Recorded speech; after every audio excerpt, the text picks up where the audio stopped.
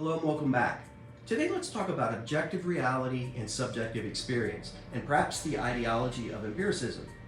At the heart of human understanding lies the tension between the objective world, its external universe, and our subjective experiences of it. Science and empirical methods have long championed the pursuit of objective reality.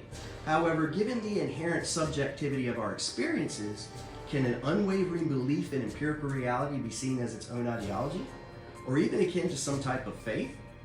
Well, first let's see what empiricism is. Empiricism asserts that knowledge comes primarily from sensory experience. It's a foundational principle in science where observation and experimentation lead to understanding. However, all observations are filtered through our senses and processed by our brains, adding layers of interpretation to any objective discovery. So what's the nature of subjectivity? Well, every individual perceives the world through a unique lens shaped by genetics, upbringing, culture, education, and personal experience. Two people can witness the same event and come away with different interpretations. This inherent subjectivity complicates the idea of a purely objective reality. Some even see empiricism as merely a belief. Absolute trust in empirical methods might be compared to a belief system in that there are foundational assumptions, just as in religious faith, which often starts with foundational beliefs, so does empiricism. The belief that the external world can be known and that our senses provide a reliable means to understand it requires a pretty big leap of faith. Empiricism also has its dogma and doctrine.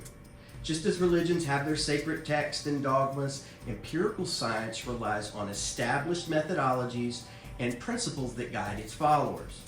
Furthermore, there is the challenge of even other realities. Many philosophical traditions, especially from Eastern cultures, posit that the world as we perceive it is an illusion.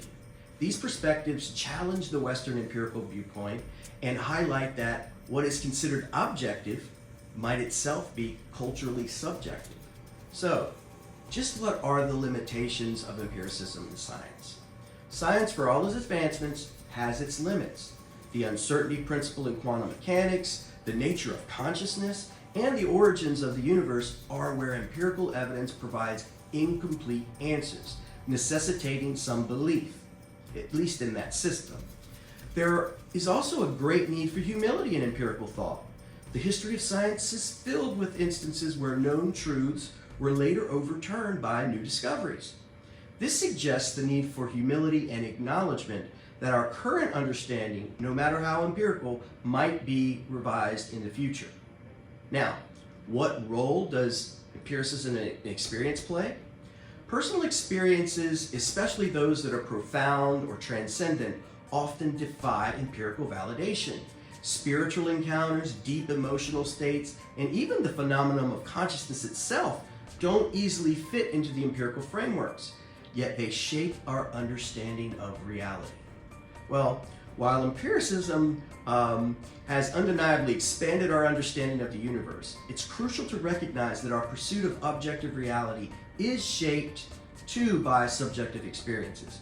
Viewing absolute belief in empiricism as a quasi-religion or ideology doesn't undermine its value, but rather contextualizes it within a broader tapestry of human understanding. In balancing both perspectives, we can approach the mysteries of existence with both curiosity and humility. And as we always say, balance is key. We all know that our five senses are probably the best thing going out there, but we also want to be aware that it is not the only way to see the world around us.